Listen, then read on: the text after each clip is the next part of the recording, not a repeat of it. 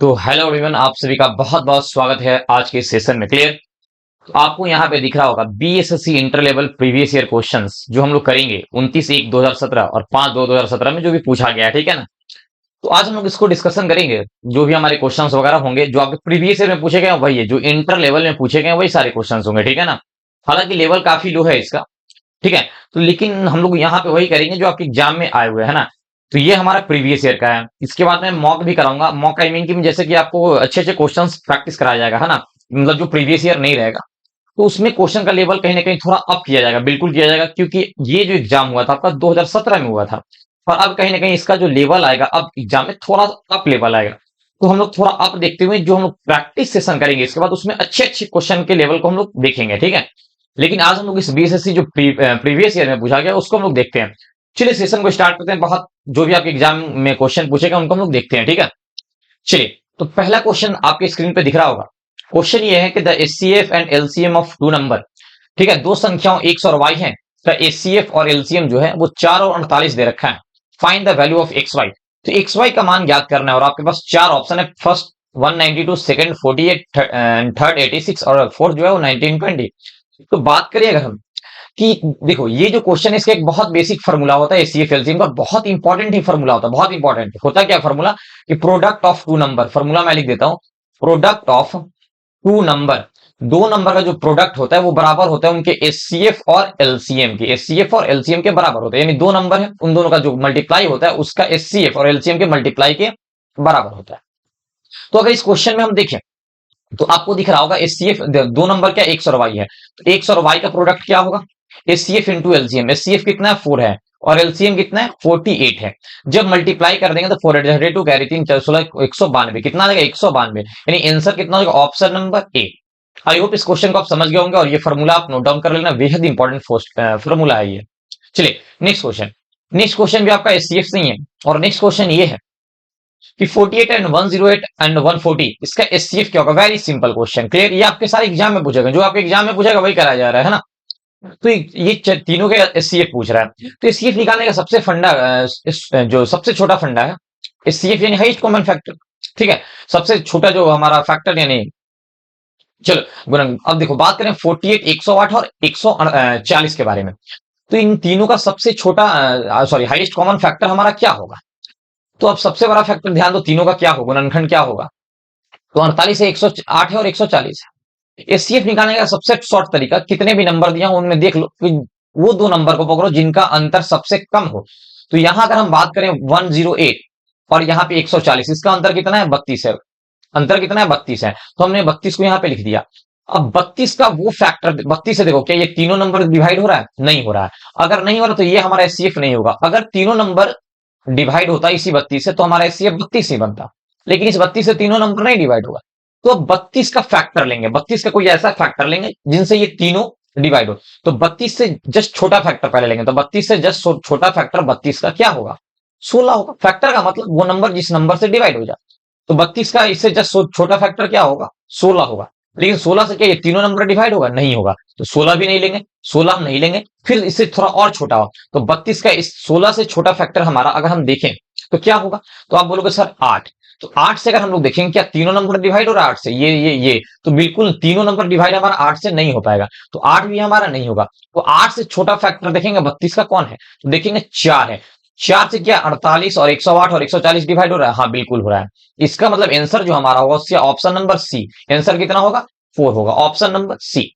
आई hope इस question को भी आप समझ गए होंगे, बहुत आसान सवाल था। चलिए अगला क्वेश्चन आपके स्क्रीन पे दिख रहा होगा।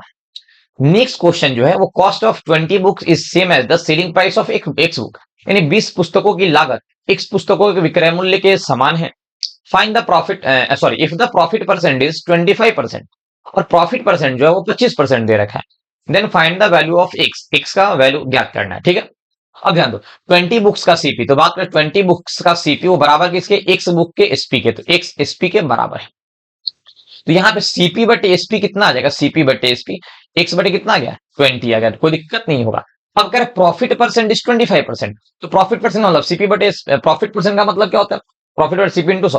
तो सिंपल बात है, प्रॉफिट परसेंट हमारा है कितना, 25%। तो 25% का फ्रैक्शन वैल्यू हमारा क्या होता है, 1/4 होता है। तो ये हमारा क्या होता है, सीपी होता है, और ये हमारा क्या प्रॉफिट है। तो ये हमारा सीपी है, ये हमारा प्रॉफिट है।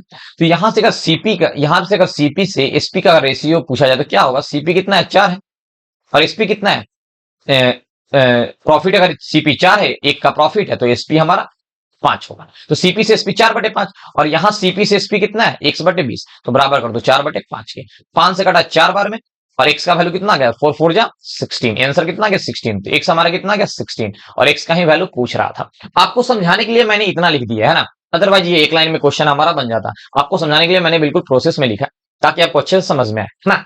चलिए, तो ये इसको भी आप लोग समझ गए होंगे। देन हम लोग नेक्स्ट क्वेश्चन की ओर चलते हैं, और अगला सवाल हम लोग देखते हैं, अगला क्वेश्चन क्या है।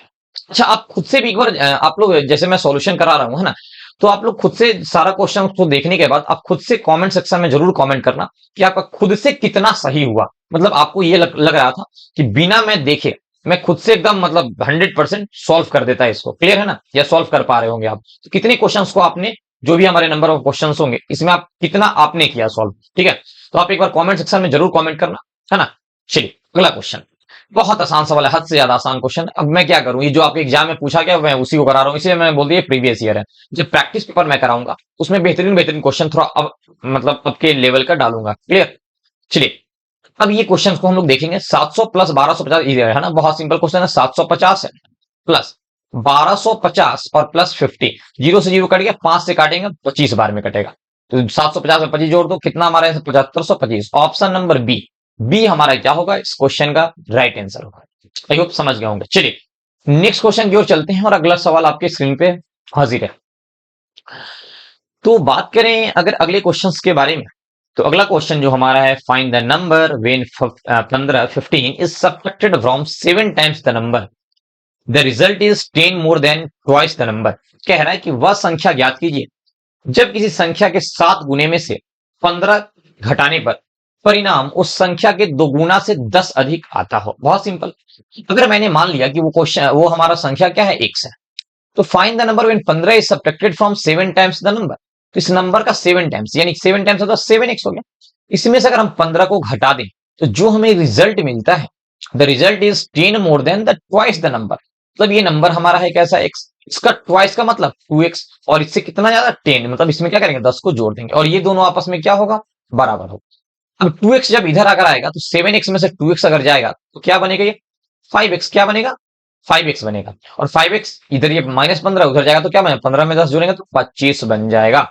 x बराबर कितना आ गया, डिवाइड कर देंगे तो आंसर कितना आ गया, 25 को 5 से करेंगे तो 5 आ जाएगा। अब क्या पूछ रहा है आपसे, फाइंड द नंबर, नंबर ही पूछ रहा था, यानी ऑप्शन नंबर कौन सा होगा, ए इस क्वेश्चन का आंसर होगा। आई होप आप इस बात को भी समझ गए होंगे। देन हम लोग अगले क्वेश्चन की ओर चलते हैं, और अगला क्वेश्चन देखते हैं। हमारा अगला क्वेश्चन क्या है, चलिए नेक्स्ट क्वेश्चन। अब जो नेक्स्ट क्वेश्चन हमारा है वो कह रहा है कि age of older Ram and younger Shyam differ by 16 years.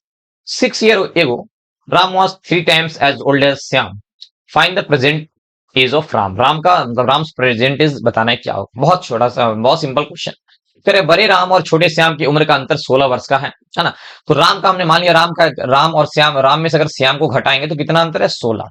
Ram में से अगर श्याम को घटाएंगे, सिंपल बात है 16 हो, क्योंकि राम जो हमारा श्याम से 16 साल बड़ा है, मतलब इनके अभी इसका अंतर दे रखा है। राम बड़ा है तो राम में श्याम घटे।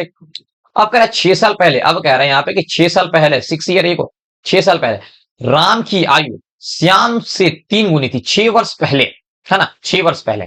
तो 6 वर्ष पहले की अगर हम बात करें तो राम की आयु श्याम की आयु से 3 गुनी थी। तो श्याम की आयु मान लो उस समय कितना था, 6 साल पहले, 6 ईयर एगो, 6 ईयर्स एगो, 6 ईयर एगो की बात हो रही है।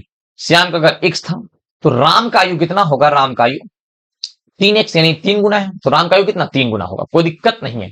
तो अब देखो, अब 6 साल पहले हमारा ये कितना का था, x का था, और राम कितना था, 3x का था, कोई दिक्कत नहीं है। और अभी राम और श्याम का अंतर कितना है, 16। तो सिंपल बात है, अभी अगर राम और श्याम का अंतर 16 साल का है, तो 6 साल पहले भी अगर हम चले जाएंगे तो दोनों के बीच का अंतर तो वही रहेगा, कोई दिक्कत नहीं है।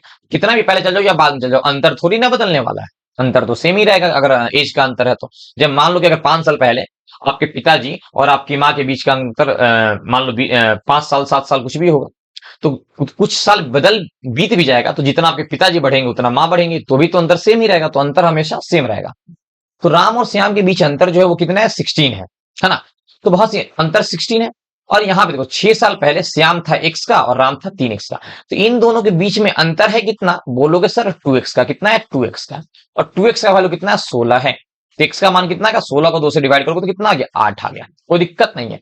तो राम का प्रेजेंटेज क्या होगा, तो बहुत सिंपल बात है, अगर x का वैल्यू 8 है तो राम उस समय कितने का, 6 साल पहले कितना था, 3x था। तो x का मान 8, तो 3x का मान क्या होगा, 24 होगा। 3x का मान कितना आ गया, 24 आ गया। तो 6 साल पहले राम कितने साल का था, 24 साल का था। तो अब प्रेजेंट में 6 साल बढ़ गया होगा राम, तो 24 और 6 कितने साल का हो जाएगा, 30 साल का। कितने साल का हो गया, 30 साल। यानी ऑप्शन नंबर बी इस क्वेश्चन का क्या होगा, आंसर होगा। आई होप इस बात को समझ गए हो, मतलब 30 क्लियर। चलिए नेक्स्ट क्वेश्चन की ओर चलो। आपको अगला क्वेश्चन दिख रहा होगा, और ये अगला क्वेश्चन जो है वो टाइम एंड वर्क का है। किसका, टाइम एंड वर्क का। और टाइम एंड वर्क का बहुत निहायत ही आसान सवाल है, ठीक है। मेरा पूरा कोशिश ये रहेगा कि आपको प्रीवियस ईयर बहुत करा दीजिए। प्रीवियस ईयर में आपको काफी क्वेश्चन प्रीवियस ईयर का मैं करा दूंगा आपको, और यही कोशिश रहेगा कि प्रीवियस ईयर करा के और अच्छे अच्छे आपको प्रैक्टिस पेपर यानी मॉक मैं करा दूं। यहाँ पे अच्छे अच्छे प्रैक्टिस पेपर भी मैं आपको सेट करके खुद से सेट करके करा दूं, जो आप कर लो तो आप अपने आप में बिल्कुल आप सेटिस्फाइड हो जाओ, है ना। ये भी रहेगा कि जिसका जिसका जो मान लो चैप्टर्स वगैरह में अगर किसी को दिक्कत होगा चैप्टर्स वगैरह में, क्लियर है ना, कि सर हमें ये चैप्टर पढ़ा दीजिए, क्योंकि आप जानते हो पूरा अरिथमेटिक आपके इस बीएसएससी के मैथ्स में पूरा अरिथमेटिक आएगा, क्वांट सेक्शन आपका आएगा, ठीक है ना। तो आपको पूरा क्वांट पढ़ना है ना। तो अगर आपको लाइक कोई चैप्टर भी सर मुझे पढ़ना है अगर है, तो अगर आप कमेंट कर दो तो मैं उस चैप्टर को भी पढ़ा दूंगा, ठीक है ना। बाकी मैं वादे से कह सकता हूँ जितना आप ये प्रीवियस ईयर लगाओगे और जो मैं मॉक आपको प्रैक्टिस पेपर कराऊंगा उतना आप कर लो तो अपने मतलब बेहतर आप कर सकते हो, है ना। बहुत बेहतर, मैं सारा कुछ मैं कवर कराने का कोशिश करूंगा, है ना। तो आप 25 अप्रॉक्स क्वेश्चन आपके आते हैं, तो आप बिल्कुल 23 आप 25 आप कर पाओगे ना। अगर आप थोड़ा सा मेहनत कर दो तो आप 25 आउट ऑफ 25 बिल्कुल कर सकते हो, क्योंकि मैथ्स एक ऐसा सब्जेक्ट है, मैथ का या रीजनिंग का है, कि आप इसमें फुल मार्क्स कर सकते हो। मैथ में 25 में थोड़ा सा अगर आप मेहनत कर दोगे ना, 25 में 25 आप कर लोगे। मैं सब कुछ करा दूंगा आपको, परेशान नहीं होना। 25 में 25 आप बिल्कुल कर लोगे, इसका वादा है ना। बस आप कंटिन्यू थोड़ा अपने तरफ से भी मेहनत करते चलना, है ना। मैं सारा कुछ कवर करा दूंगा। चलिए अब अगर बात करते हैं, नेक्स्ट क्वेश्चन हमारा है। नेक्स्ट क्वेश्चन ये कह रहा है कि A and B together complete a work in 4 days. A और बी अगर मिलके काम करते हैं तो किसी काम को 14 दिनों में पूरा करते हैं। ए एंड बी मिलके काम को 14 दिनों में पूरा करते हैं।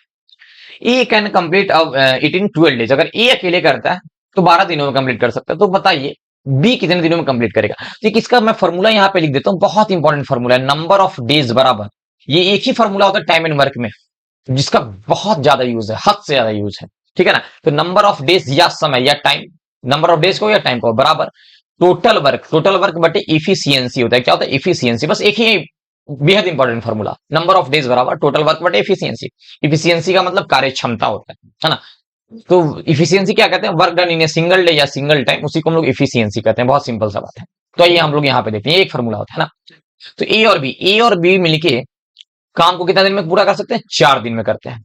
और ए अगर अकेले करे ना तो 12 दिनों में। कितना दिन में, 12 दिन में। तो 4 और 12 का अगर एलसीएम लेंगे तो 12 ही होगा। और यही हमारा 12 जो होता है, इसी को हम लोग टोटल वर्क बोलते हैं। क्या बोलते हैं, टोटल वर्क बोलते हैं। 12 को जब आप 4 से डिवाइड करोगे तो यहाँ पे 3 आएगा, और जब 12 से डिवाइड करो तो यहाँ पे 1 आएगा। तो यहाँ पे आपने क्या देखा कि ए का इफिशियंसी जो है, ए का इफिशियंसी, इसी को हम लोग इफिशियंसी कहते हैं ना। ए का इफिशियंसी कितना है, 1 है। और यहाँ ए और बी दोनों का मिला के इफिशियंसी कितना है, 3 है। जब सिर्फ ए का इफिशियंसी ए है और दोनों का मिला के इफिशियंसी कितना है, 3 है। तो जब दोनों मिलके 3 है, ए अकेले 1 है, तो 20 का इफिशियंसी, इसका मतलब कितना होगा, इस 3 में से 1 को घटा लो, बी का इफिशियंसी कितना होगा, 2 होगा। अब कह रहे हैं बी अकेले कितना दिनों में कर लेगा। टोटल वर्क हमारा कितना है, 12 है। और टोटल वर्क को अगर 20 के बारे में पूछ रहे हो तो बी की एफिशिएंसी से डिवाइड कर दो। बी की एफिशिएंसी से डिवाइड, बी का एफिशिएंसी कितना है, 2 है। 2 से डिवाइड कर दो, आंसर कितना आ गया, 6 डेज। कितना आ गया, 6 डेज। यानी ऑप्शन नंबर सी। और सी इस क्वेश्चन का एक बेहतरीन सा क्या होगा, आंसर होगा। आई होप इस बात को आप समझ गए होंगे। चलिए नेक्स्ट क्वेश्चन की ओर चलते हैं। और अगला क्वेश्चन आपके स्क्रीन पे है ना। अगला क्वेश्चन जो है वो कह रहा है स्मॉलेस्ट नंबर अमॉन्ग 5/6, 7/8, 11/12, 3/10। इस चारों में से सबसे छोटा कौन सा है, इस चारों में से। और आपके पास ये चारों ऑप्शन भी है। बेहद इनमें से सबसे छोटी संख्या क्या पूछ रहा है, क्लियर है ना, बहुत सिंपल। तो ऐसा जब भी क्वेश्चन फ्रैक्शन में अगर आए और पूछे सबसे छोटा क्या है, बड़ा क्या है, जो भी पूछे आप कर सकते हो, बहुत इजी वे में कर सकते हो। कैसे, देखो अगर मैं बात करूं ना यहाँ 5/6 है, यहाँ 7/8 है, एक 11/12 है और दूसरा 3/10 है। आपको कुछ नहीं करना है, बस आपको करना क्या है, इस सब में ऊपर एक एक जीरो खुद से चिपका दो, एक एक जीरो, मन करे एक एक, मन करे दो दो, कोई दिक्कत नहीं है ना। बस चिपका दो और उसके बाद काट दो इसको। अब काटोगे ना तो देखो यहाँ पे जब 50 बटे कितना हो गया 7 हो गया, तो यहाँ पे कितना आएगा 6 8 जा 8 पॉइंट समथिंग आएगा, ठीक है ना। यहाँ पे काटोगे तो 8 है, यहाँ पे 8 9 8 पॉइंट, यहाँ भी 8 पॉइंट समथिंग ही आएगा, है ना। जब यहाँ पे काटोगे आप तो यहाँ पे भी 9 पॉइंट समथिंग आएगा, ठीक है ना, 9 पॉइंट समथिंग। लेकिन जब यहाँ पे आप काटो तो कितना आएगा 3 आएगा। तो हमें बाकी से कोई मतलब है ही नहीं, इस बाकी से हमें कोई मतलब ही नहीं है, ठीक है ना। यहाँ पे 9 पॉइंट समथिंग, यहाँ पे 8 पॉइंट समथिंग, यहाँ पे 8 पॉइंट समथिंग, यहाँ पे सिर्फ 3 है, क्लियर है, यहाँ पे 3। तो सबसे छोटा इस चारों में कौन सा दिख रहा है, इस 3 वाला दिख रहा है। अगर ये 3 सबसे छोटा तो इसका मतलब सबसे छोटा फ्रैक्शन हमारा कौन सा होगा, यही 3/10। ये 3/10 हमने लिखा था, 3/10, यानी ऑप्शन नंबर कौन सा होगा, डी। ऑप्शन नंबर डी इस क्वेश्चन का क्या बन जाएगा, हमारा आंसर बन जाएगा। अगर सबसे बड़ा पूछा होता तो इन चारों में हमारा क्या है, सबसे बड़ा 9 वाला है, तो हमारा 9 वाला हो जाता, मतलब 11/12 हमारा सबसे बड़ा हो जाता। लेकिन आपसे सबसे छोटा पूछा, यानी 3 क्या हुआ 10, कोई दिक्कत हमें नहीं होगा। देन हम लोग नेक्स्ट क्वेश्चन की ओर बढ़ते हैं आगे, है ना। चलिए अगला क्वेश्चन आपको स्क्रीन पे दिख रहा होगा और अगले क्वेश्चन को हम लोग सॉल्व करते हैं ना, कि अगला क्वेश्चन हमारा क्या है। अब हम अगले क्वेश्चन के बारे में अगर हम बात करें तो अगला क्वेश्चन जो हमारा है, the difference between a number and it's 3/5 part is 50। कह रहा है कि एक संख्या और उसके 3/5वें भाग के बीच का अंतर 50 है। मतलब एक संख्या और उसके 3/5 का अंतर 50 है। तो बताना है फाइंड द नंबर, और आपके पास 4 ऑप्शन फिर से गिवन है और ये चारों में आपका कौन सा आंसर होगा, आप फटाफट से इसका आंसर दे दो। चलो मैं ही सॉल्व कर देता हूँ। चलिए अगर मैं इस क्वेश्चन की मैं बात करूं, है ना, तो कह रहे डिफरेंस बिटवीन ए नंबर है। चलो नंबर को हमने मान लिया x, नंबर हमारा क्या x है। तो अगर x में से अगर हम x का 3/5 मतलब 3x बटे क्या 5 को घटाते हैं तो हमें मिलता जो है वो क्या है 50 है। मैं फिर से बोल रहा हूँ क्वेश्चंस बहुत आसान है, क्योंकि वही क्वेश्चंस मैंने दिए हैं जो आपके प्रीवियस एग्जाम यानी 2017 में मैंने डेट भी डाल दिया था, जिस डेट में आपका पूछा गया, क्लियर है ना। तो वही आपके जो क्वेश्चन एग्जाम में पूछे गए बस वही है ना। यहाँ पे जब सॉल्व करेंगे 5x में से 3x गया यानी 2x बटे क्या बनेगा 5 बनेगा, बराबर किसके 50 के बराबर। दो से काटेंगे कट जाएगा कितने बार 25 बार में, और 25 में जब 5 का गुणा करेंगे तो x कितना आएगा 125 आ जाएगा, यानी option number D is the right answer. Clear, option number D हमारा क्या होगा, इस क्वेश्चन का हमारा आंसर होगा। आई होप इस बात को भी आप समझ गए होंगे और हम लोग अगले क्वेश्चन की ओर चलते हैं फिर। चलिए तो हमारा जो अगला क्वेश्चन है एज का क्वेश्चन है, और अगला क्वेश्चन हमारा क्या है सुनना। कह रहा Shyam is 7 year younger than Ram. जो श्याम है वो 7 साल राम से छोटा है। राम से छोटा था, बहुत सिंपल बात है। राम में से अगर श्याम को घटा देंगे तो अंतर कितना है 7 साल का है। अब कह रहे हैं कि ratio of their age is, अगर इनकी रेशियो का जो एज का रेशियो मतलब श्याम से जो राम का एज का रेशियो कितना है 7 से 9 है। अब कह रहे हैं find the age of Shyam, बहुत सिंपल है ना। दोनों के बीच का अंतर 7 है और यहाँ पे देखो दोनों के बीच का अंतर है कितना 2, और इसी 2 का वैल्यू कितना देखा अंतर है कितना 7, तो 1 का वैल्यू कितना आ गया 7/2, 1 का वैल्यू 7/2 आ गया। अब क्या पूछ रहा है एज ऑफ श्याम, तो श्याम है कितना, श्याम कितना यूनिट है 7 है, और 1 का वैल्यू कितना है 7/2 है, तो इस 7 का वैल्यू क्या हो जाएगा 7 इंटू 7/2, मतलब 49 बटे क्या होगा 2 होगा, काटेंगे तो 24 पॉइंट क्या हो जाएगा 24.5, यानी option number B, option number क्या होगा बी इस क्वेश्चन का आंसर। आई होप इस बात को भी आप समझ गए होंगे, क्लियर है ना। चलिए तो फिर हमारा अगला सवाल जो है वो, अच्छा ये अगला सवाल है, चलिए बहुत बेहतरीन सवाल है ना। The HCF of 1/2 3/4 and 5/6 and 7/8 and 9/10, clear. आपको ये 5 दे रखा है फ्रैक्शन और पूछ रहा है तो आप इनका एचसीएफ बताइए। तो चलिए यहाँ पे हम एक कंसेप्ट भी आपको डिस्कस कर देते हैं, क्योंकि आपका बेहद इंपॉर्टेंट जो ये कंसेप्ट है, क्लियर। अब जान लो तो ऐसा क्वेश्चन का with in A second solve कर पाओगे बहुत इजी वे में, है ना। कभी भी अगर आपसे एचसीएफ पूछा जाए, क्या पूछा जाए, अगर आपसे एचसीएफ पूछा जाए, है ना, और फ्रैक्शन मान लो दिया हो a/b, c/d, e/f और भी आगे भी दिया होगा ना, और आपसे क्या पूछा जाए एचसीएफ, क्या पूछा जाए एचसीएफ। तो अगर आपसे एचसीएफ पूछा जाए तो आप इस फ्रैक्शन इस ये a/b, c/d और e/f का एचसीएफ आप कैसे निकालोगे। तो एचसीएफ निकालने का एक डायरेक्ट तरीका जो होता है हमारा एचसीएफ, कुछ नहीं करना है, ऊपर वाले का एचसीएफ ले लो, ऊपर वाले का एचसीएफ, और नीचे वाले का एलसीएम, नीचे वाले का एलसीएम मतलब बी डी और एफ का क्या ले लो एलसीएम ले लो, है ना। अगर आपसे 3 4 5 फ्रैक्शन कैसे कितने भी दिए हो और आपसे एचसीएफ पूछे, कुछ नहीं करना है, न्यूमरेटर जो हमारे सब है उनका एचसीएफ ले लो और नीचे वाले का एलसीएम, और यही हमारा क्या बन जाएगा पूरा एचसीएफ। अगर आपसे इस फ्रैक्शन में एलसीएम पूछा होता, क्या पूछा होता एलसीएम, अगर एलसीएम पूछता तो एलसीएम की कंडीशन में ऊपर वाले का आप एलसीएम ले लो और नीचे वाले का एचसीएफ ले लोगे एलसीएम के कंडीशन में, लेकिन यहाँ पे आपसे एचसीएफ पूछ रहा है तो हमारा ये फॉर्मूला होगा एचसीएफ का। बहुत सिंपल सा बात है, इसको आप लगा देंगे। क्या क्या है, 1/2 है, 3/4 है, 5/6 है और 7/8 है और 9/10 है। It's very simple question, clear. अब चलो सॉल्व कैसे करेंगे। तो ऊपर वाले का एचसीएफ यानी हमारे यहाँ 1 है, 3 है, 5 है, 7 है और 9 है। जब आप ऊपर वाले का एचसीएफ लोगे तो ऊपर वाले का एचसीएफ हमारा कितना आएगा, 1 आएगा और बटे में नीचे वाले का एलसीएम 2, 4, 6, 8 और 10। जब आप इनका एलसीएम लोगे तो एलसीएम यहाँ पे थोड़ा ऑप्शन का भी हम लोग यूज कर सकते हैं। देखो यहाँ पे 210 है, यहाँ पे 21 है, 12 है और 120 है। तो इस चारों में हमारा नीचे वाले अगर डिनोमिनेटर को अगर हम देख लें 210 है, यहाँ पे 21 है, यहाँ पे 12 है, यहाँ पे 120 है, तो हमारा कौन सा 2, 4, 6, 8, 10 का एलसीएम हो। तो बहुत सिंपल सा बात है, अगर आप देखोगे 21 तो हमारा नहीं होगा, 12 भी नहीं होगा। चलो अब आते हैं लोएस्ट कॉमन मल्टीपल देख रहे हैं तो 120 देखते हैं। क्या 120 हमारा 2, 4, 6, 8, 10 का एलसीएम हो सकता है? बिल्कुल हो सकता है और है भी, है ना। तो हमारा 120 हो जाएगा, इसका मतलब एलसीएम हमारा 120। तो ऐसे क्वेश्चन में थोड़ा ऑप्शन का भी हम लोग यूज कर लेंगे, देन क्वेश्चन हमारी जीबी में सॉल्व हो जाएगा। तो आंसर कितना, 120, यानी ऑप्शन नंबर क्या हमारा हो जाएगा, डी। तो आई होप इस कंसेप्ट को भी आप समझ गए होंगे और आप इस क्वेश्चन को भी समझ गए होंगे, ठीक है ना। चलिए फिर अगले क्वेश्चन की ओर देखते हैं और अगला सवाल हमारा क्या है।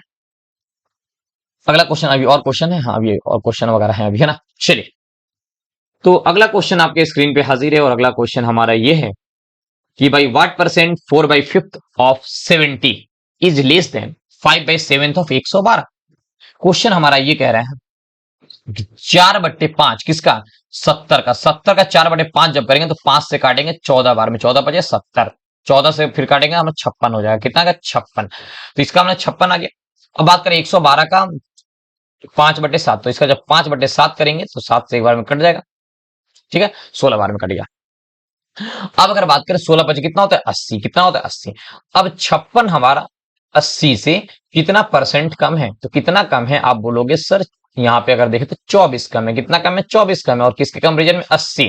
तो डिवाइड कर देंगे 80 से और इंटू 100 काटेंगे, जब 0 से हमारा 0 कट जाएगा, 4 दूना 8 और 4 से 6 बार में कट जाएगा, 2 से यहाँ 5 बार में, 5 6 30%, यानी option number D, sorry B, option number B यानी 30%। तो हमारा जो आंसर होगा इस क्वेश्चन का वो क्या होगा, 30%, यानी option number B is the right. Clear. चलते हैं हम लोग नेक्स्ट क्वेश्चन पर, अगला सवाल। और आपके नेक्स्ट क्वेश्चन जो है आपका स्क्रीन पे हाजिर है और अगला क्वेश्चन ये कह रहा है the SP is double the profit is triple, find the profit percent. बहुत सिंपल क्वेश्चन, क्लियर। तो जब भी ऐसा क्वेश्चन है कि एसपी इतना गुना हो जाए, प्रॉफिट हमारा इतना हो जाए, जब भी ऐसा क्वेश्चन तो कुछ नहीं करना है, एसपी जितना से बढ़ता है प्रॉफिट उतना ही से बढ़ जाता है, जितना एसपी बढ़ेगा उतना ही प्रॉफिट बढ़ेगा। तो एसपी हमारा कितना हुआ, डबल हुआ है। तो एसपी हमारा था, मान लो अगर पहले एसपी हमारा एसपी था तो डबल हो गया यानी 2 एसपी हो गया। तो एसपी हमारा पहले था एसपी और अब 2 एसपी, यानी बढ़ा कितना, एक एसपी, 2 एसपी में से एसपी गया, यानी एसपी बढ़ा, कितना बढ़ा, एसपी बढ़ा, कोई दिक्कत नहीं होगा। तो हमारा प्रॉफिट कितना होगा, 3 गुना। तो पहले प्रॉफिट अगर मान लो पी है तो बाद में भरने के बाद प्रॉफिट कितना, 3 गुना 3p हो गया। तो 3p में से अगर पी गया कितना बचा, 2p। तो एसपी हमारा किसके बराबर हो गया, 2p। बस जितना से प्रॉफिट बचे बढ़े उतने से प्रॉफिट बढ़ता है, क्लियर, कहानी खत्म। और यहाँ पे कितना, एसपी बटे क्या आ गया, पी आ गया, और यहाँ पे 2 बटे कितना आ गया, ए। अब देखो आप, प्रॉफिट हमारा 1 है, सेलिंग प्राइस यानी हमने 2 में बेचा और 1 प्रॉफिट हो गया। अगर किसी सामान को हमने 2 में बेचा और हमें लाभ 1 मिल रहा है, तो इसका मतलब हमारा वो क्रय मूल्य कितना रहा होगा, क्रय मूल्य भी 1 ही रहा होगा, क्योंकि 2 में हमने बेचा और 2 में बेचने पर हमें 1 लाभ होता है। 2 में अगर हमने बेचा तो उसमें मेरे 1 लाभ है, तो यानी मेरे लिए क्रय मूल्य यानी सीपी कितना था, सीपी भी 1 ही था। तब तो एक सीपी था तो 1 में लाभ में बेचे, तो हमने बेचा कितना, 2 में। सीपी हमारा कितना, 1 है। प्रॉफिट हमारा कितना है, प्रॉफिट भी हमारा 1 है, यहाँ पे दिया है। तो प्रॉफिट परसेंट पूछ रहा है, प्रॉफिट परसेंट का फॉर्मूला प्रॉफिट बटे सीपी गुना 100। प्रॉफिट 1 का, सीपी भी 1 है, इंटू क्या है, 100। तो आंसर हमारा कितना हो जाएगा, 100%, यानी option number B, option number B is the right answer. Clear. I hope आप इस क्वेश्चन को भी समझ गए होंगे। अगर इस क्वेश्चन को आप समझ गए हैं तो फिर हम लोग का नेक्स्ट क्वेश्चन की ओर चलते हैं और नेक्स्ट हमारा लास्ट सवाल है। क्लियर। अगला हमारा लास्ट सवाल है। तो ये ऐसा हमने फ्रैक्शन वाला भी जस्ट आपको पहले भी बताया था, हमने जस्ट थोड़ी प्रीवियस क्वेश्चन में ही हमारा था, 2 4 5 से 6 क्वेश्चन पहले के पहले, कि ये हमारा क्वेश्चन क्या है, पूछ रहा है लार्जेस्ट फ्रैक्शन कौन सा। तो बहुत सिंपल, 1/3, 2/5, 3/4, शायद उस क्वेश्चन में स्मॉलेस्ट पूछा था और इसमें लार्जेस्ट, बस ये 4 है ना, 1/3, 2/5, 3/4 एंड 1/6। क्लियर। चलो कोई बात नहीं, 1 0 चिपका लो, 1 0 चिपका लो, 1 0 यहाँ भी चिपका लो, 1 0 यहाँ भी चिपका लो। क्या पूछ रहा है, लार्जेस्ट। यहाँ पे जब डिवाइड करेंगे तो 3 पॉइंट समथिंग आएगा, यहाँ पे करेंगे तो 4 आएगा, यहाँ पे करेंगे तो 7 पॉइंट समथिंग आएगा और यहाँ पे करेंगे तो 1 पॉइंट समथिंग। तो यहाँ पे सबसे बड़ा कौन है? 7 पॉइंट समथिंग। और 7 पॉइंट समथिंग आएगा मतलब 3/4, यानी option number C. Option number क्या होगा? सी। यानी 3/4 जो हमारा था वो करेक्ट आंसर, यानी लार्जेस्ट था। कोई दिक्कत नहीं, अगर स्मॉलेस्ट पूछा हो तो होता सिंपल बता था, कौन सा होता? 1/6 हो जाता, क्योंकि 1 पॉइंट समथिंग है। आई होप आप इतने क्वेश्चंस को आपने समझ लिया होगा। सारे क्वेश्चंस हमारे यहाँ पे खत्म हो गया होगा ना, आज के लिए इतना ही है। तो ये सब क्वेश्चंस आपको, सारे क्वेश्चंस बहुत अच्छे से समझ में आए होंगे, ठीक है। तो ये हमारा प्रीवियस ईयर था। तो आज के लिए इतना ही, और फिर हम लोग मिलेंगे नेक्स्ट लेक्चर में। मैं फिर से बोल रहा हूँ, आप खुद से कितने क्वेश्चंस को कर पाए हो, पूरा में पूरा कर पाए हो जितने भी क्वेश्चन थे, या फिर कितने कर पाए हो, आप कमेंट सेक्शन में जरूर कमेंट करके बताना। ये हमारा प्रीवियस ईयर था, और भी प्रीवियस ईयर भी देखेंगे। प्रैक्टिस पेपर जो सेट होगा वो आपके लिए बेहतरीन होगा, जिस तरीके के अब आपके एग्जाम में पूछे जाएंगे। मैं फिर से बोल रहा हूँ, थोड़ा सा अच्छे से पढ़ाई कर लेना। मैं सब कुछ आपके लिए करा रहा हूँ, कराऊंगा सब कुछ, आप कर लोगे। 25 आउट ऑफ 25 आएगा 100%, ठीक है, बिल्कुल आएगा आपके एग्जाम 100% आएगा, ठीक है। तो आज के लिए इतना ही, गुड बाय, टेक केयर, फिर हम लोग मिलेंगे नेक्स्ट सेशन में।